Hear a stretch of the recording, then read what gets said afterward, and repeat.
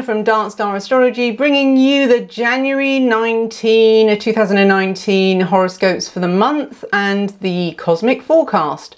Well, January is going to really, well, the new year is really going to start off with a bang because this is also an eclipse month. So I will look at the two eclipses and how they affect your sign as the major feature of the horoscopes. But I want to also talk about this delightful amalgamation of a yod and a grand trine that looks like a big fat diamond, and that occurs on January the 21st. And this also happens to be the evening of the solar eclipse day as well. So ordinarily I wouldn't really make such a big deal out of it, as it's the fast moving moon that forms the focal point of the yod and the completion of the grand trine. But this fleeting vision of geometric magic happens on the same day as Venus is conjunct Jupiter in Sagittarius. And this gorgeously romantic conjunction usually only happens once a year, and sometimes it can actually happen twice or three times due to retrogrades, which happened in 2015. But this year we actually do get it twice, and it happens again on November the 24th. Now this wonderful conjunction is extra special because Jupiter is super powerful in its own sign and endows Venus with even more love and luxury than it normally would.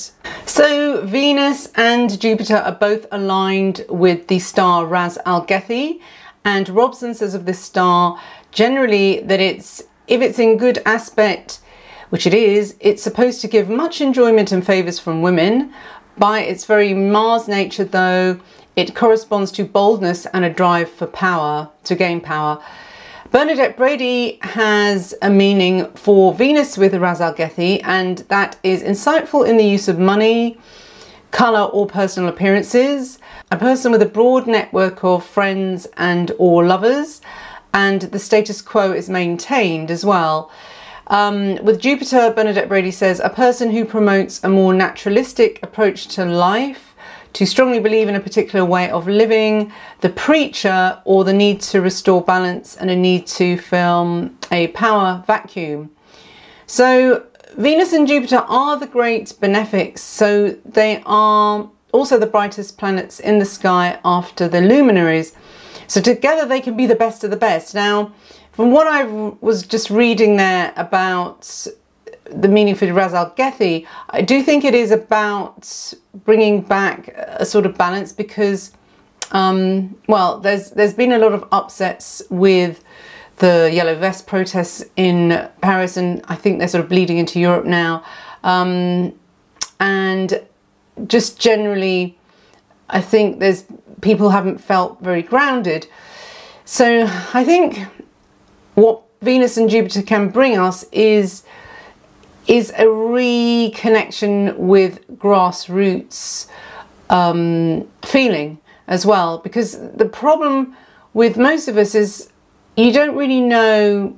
It's hard to sometimes know what's going on outside your front door, especially if you're on social media a lot. Now we're kind of living a lot of cyber reality too. So Ras Al Ghathi, he's Hercules, and he's bent on one knee and he's very close to the ground. So it is about what reality really is. And maybe after connecting with our family at Christmas, that sort of grounds you as well, I think, because you get to meet all the different generations. And I think that also pulls you out of the sort of peer group pressure that you sometimes get when you're, you know, at work all the time or with the people you usually hang around with. So, you know, when you get back with family or go back home, there is a regrounding, I think.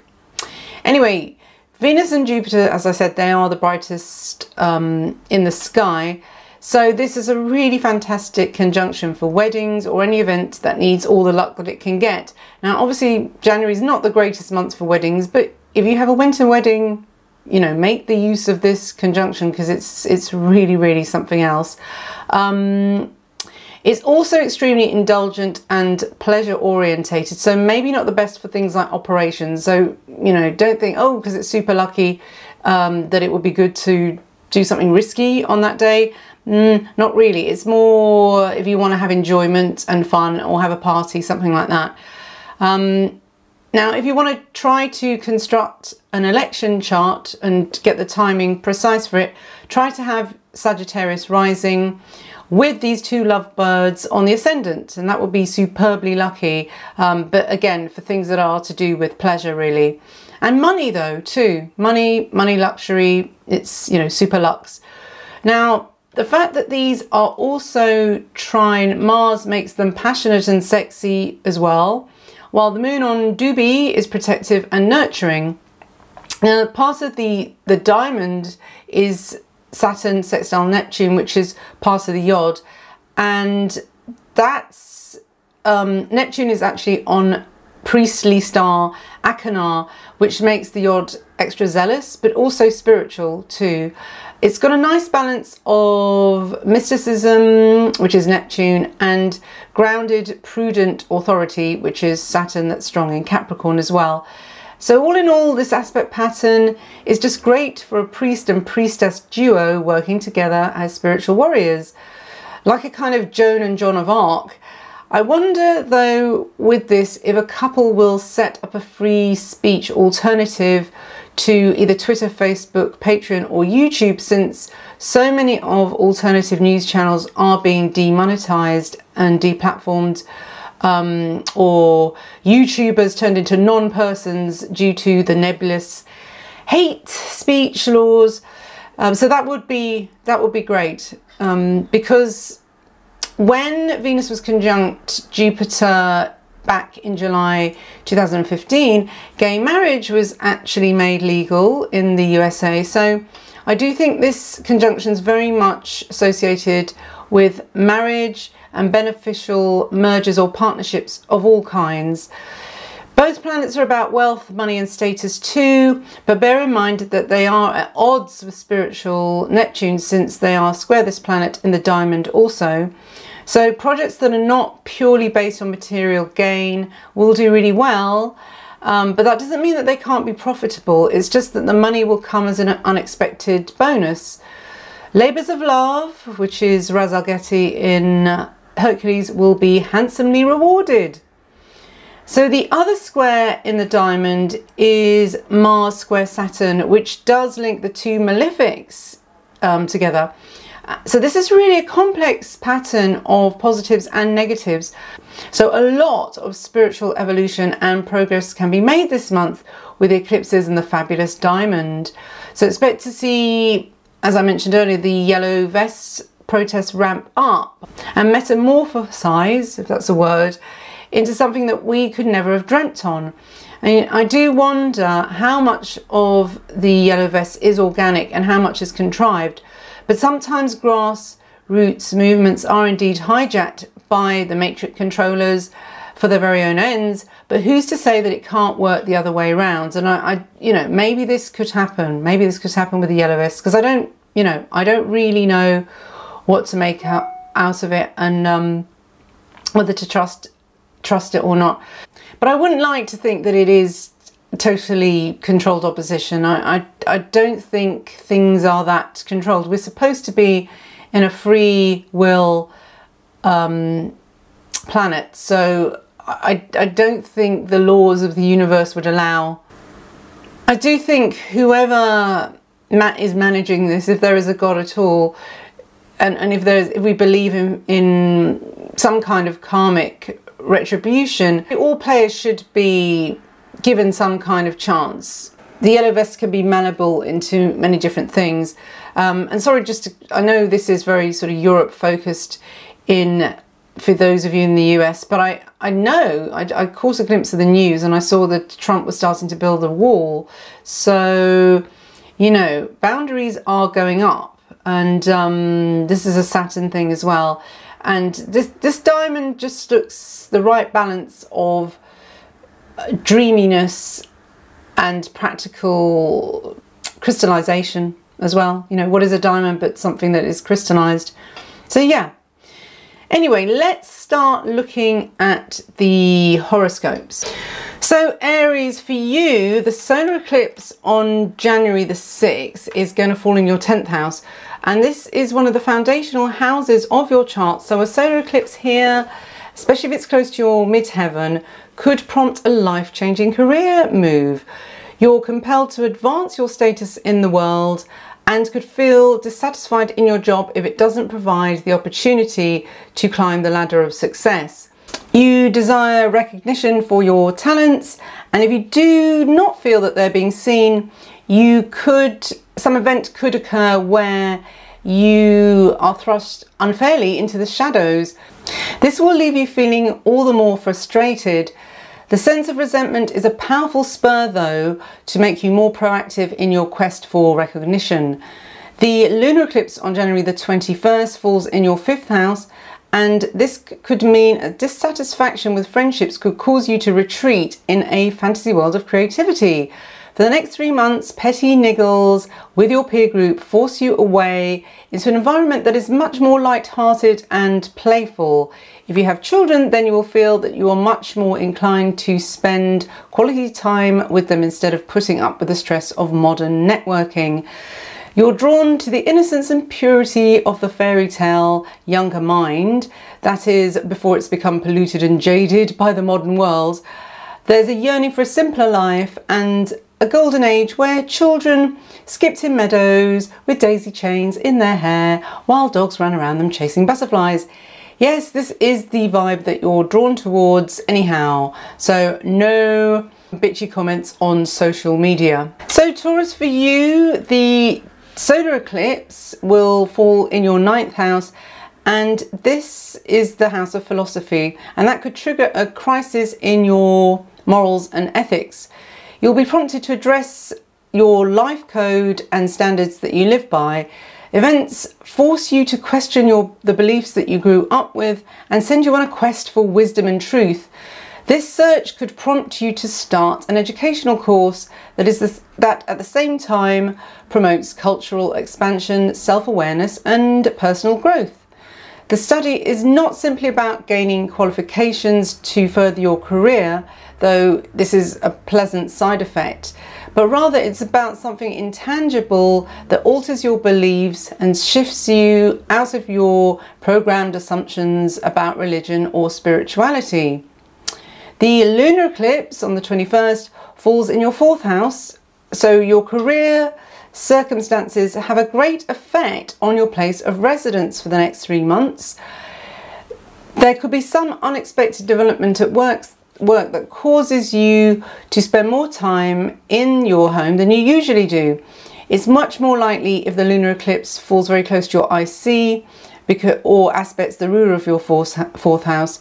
Whether you feel this eclipse strongly or not, it affects one of your foundational houses in your chart, and any changes that you make to your home will also have a domino effect on the rest of your life. For example, you might decide to redecorate your bedroom, making it far more relaxing and sensual, and therefore attract somebody into it if you are single. So for you, Gemini, the solar eclipse falls in your spooky 8th house, and that can be it's very hard to tell really what's going to happen with the solar eclipse in the house of debt, psychology, sorcery and the taboo. It's meant to be a mystery, but one thing's for sure, it will highlight the importance on working on your shadow. Sometimes this shadow work happens because we are forced to deal with the unsavory natures of inheritance, debt, or your partner's extravagant spending habits. Looking at shadow subjects can bring out the very ugliest side of human nature. Much depends on your own soul's evolution. You may be the kind of person who absolutely relishes in delving deep into occult subject matter, reading psychology books, or studying the life of psychopaths. If so, then this eclipse will pass like a breeze. But the real issue is doing your own self-work. So in your research, you might bump into some of your own demons.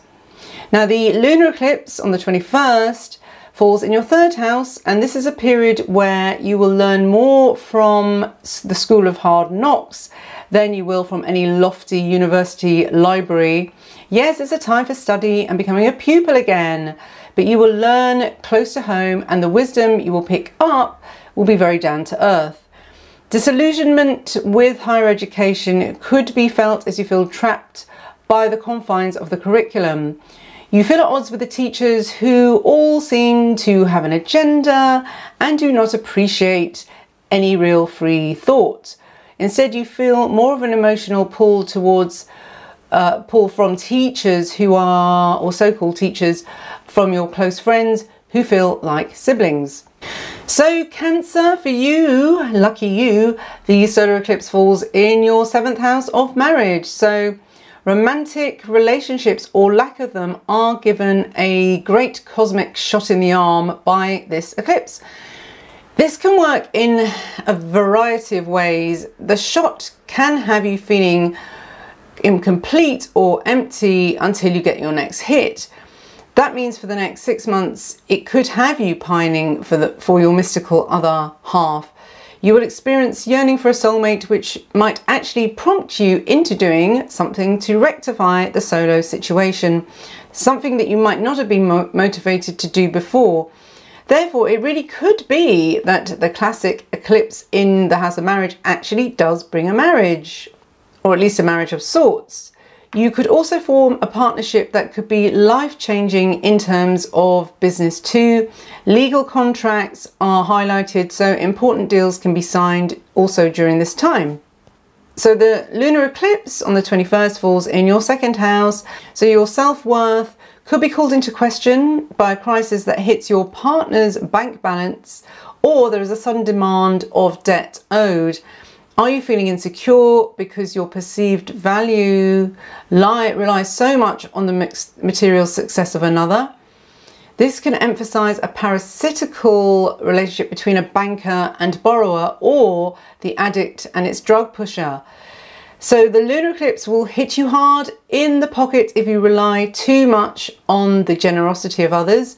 If you have lost out financially, then the lunar eclipse message is that you've not invested enough in your own self-esteem.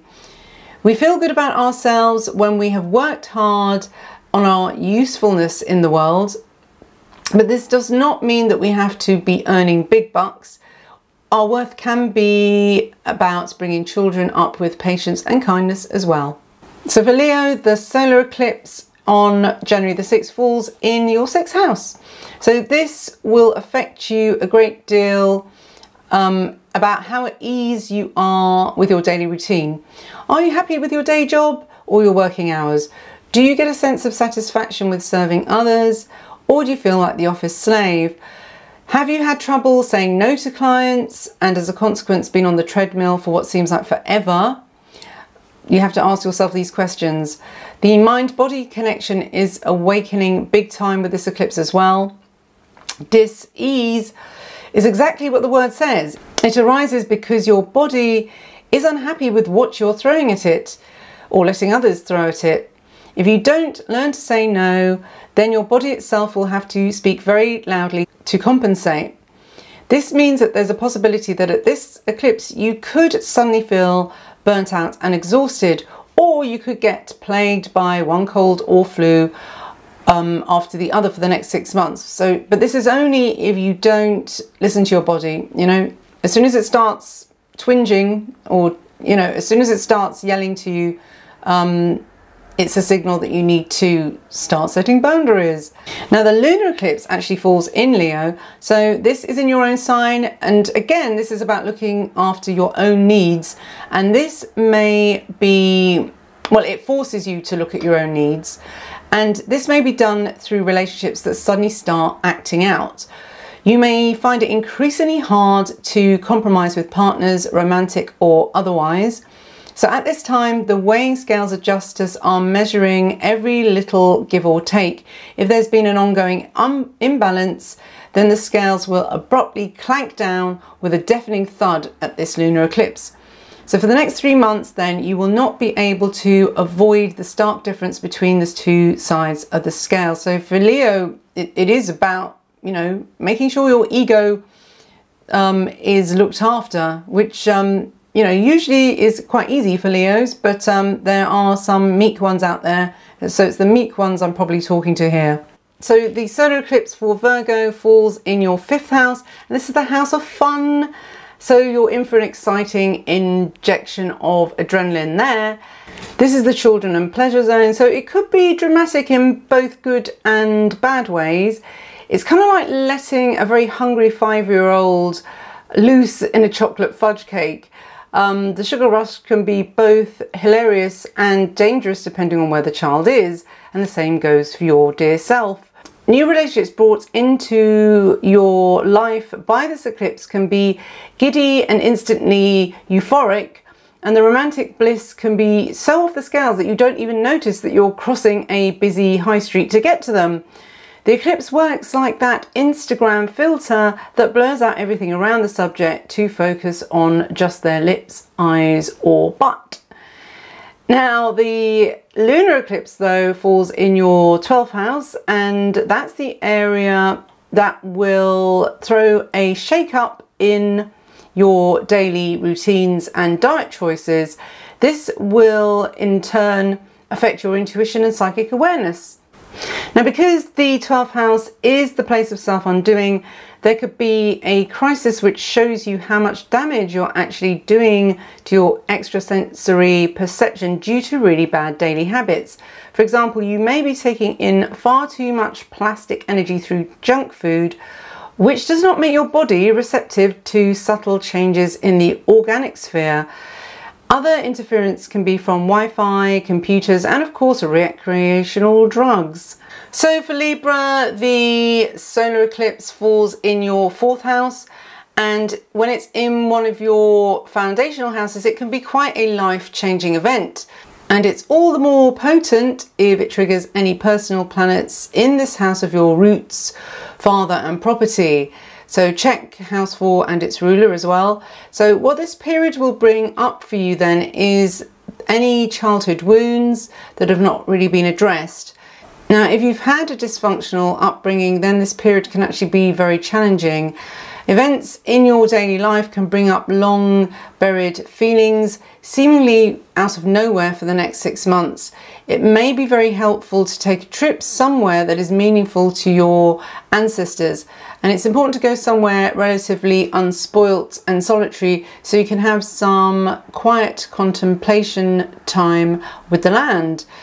You may actually move house, especially if this eclipse falls very near to the IC itself. The lunar eclipse on the 21st falls in your 11th house, and this is where pursuing a creative hobby could bring you a whole new set of friends. Don't be afraid to invest in some playtime just because you think it's indulgent.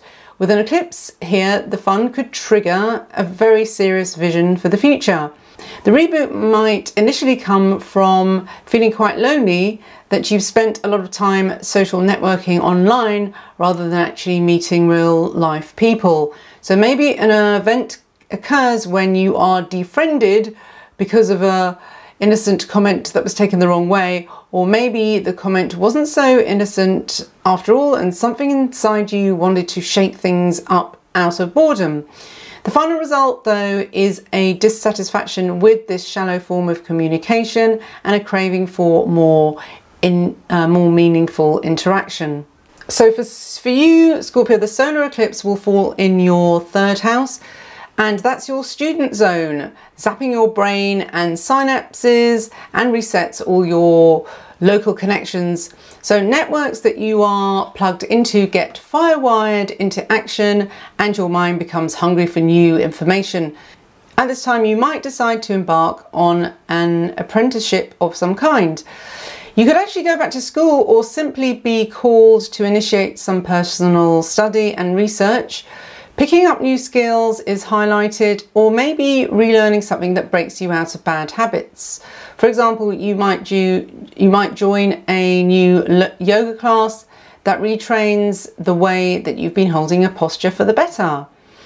The lunar eclipse will fall in your 10th house, and this is a possible life-changing eclipse which illuminates the foundations of your life and how it has programmed your status in the world. Did your parents like their work? Did they invest in you to live out their unfulfilled ambitions? And if so, is the career that you're in now a reflection of their aspirations rather than your soul calling? This period of time should provide you the opportunity to realign with your true talents. Test out whether it is true that if you follow your heart, the financial security will follow, and be pleasantly surprised. On the other hand, your success may also be a result of proving your parents wrong. If nothing you did was ever good enough, then the constant striving for excellence could have served you well in material terms. So for Sagittarius, the solar eclipse falls in your second house, and the effects there in your house of possessions and values are variable. Because this is the house of money, people often worry about financial crisis when an eclipse falls here, but there is just a very slim chance of that, and only possible if this eclipse closely aspects a personal planet here or hits the ruler of this house by hard aspect. So check out house 2 and its ruler. And even if though a credit crunch does occur, eclipses in your self-worth zone are simply opportunities to see how much you really value yourself. Now the lunar eclipse falls in your 9th house, and in your house of expansion and higher learning, pulls you out of your local box and throws you onto the vast plains of endless possibility. However, it's through being too attached to your familiar local area that you're forced out of your comfort zone and into culture shock. An event occurs where you find the language is completely alien to you, and having to break the code of a different form of communication can shake up those synapses and jolt you out of dogmatic beliefs. This alien language may be experienced by conversing with people of totally different political beliefs. Since we tend to befriend people of similar age and with whom we conform to the same general attitudes and mores, this is an actual refreshing reboot for the brain. So for you, Capricorn, the solar eclipse in January falls in your 1st house. So this is an eclipse in Capricorn itself. Now, when that happens, it's very much like a rebirth. This is a seed moment where you can really make some powerful manifestation magic in your life.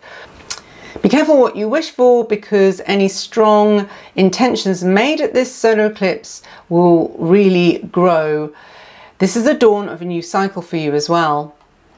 A reboot from the cosmos that will shake you up so much that you will also find a domino effect on other foundational areas. This means changes will affect also your family life, career or calling, and your relationship if you have one. This is probably the most powerful eclipse you could ever have in your life, but more especially if it actually is conjunct your ascendant. In that case, it really will be life-changing if you happen not to be too happy with the way things have turned out in your life so far. The lunar eclipse will fall in your 8th house, and this is the underworld area of your chart, so it's so mysterious that you might not even realize how much it has transformed you until 3 months thrice have passed. The funny thing is that others around you can see the intensity or even the gravity of events that occur around you at this time, but you're totally blind to it. You literally are in the dark. Debt and death are not the most cozy topics for an eclipse to flood into your consciousness though. But the inky black sea of squid that flushes out just shows you what has been building up in your psyche for some time. You might have quite a perverse desire to watch gory movies or post-mortem shows at this time.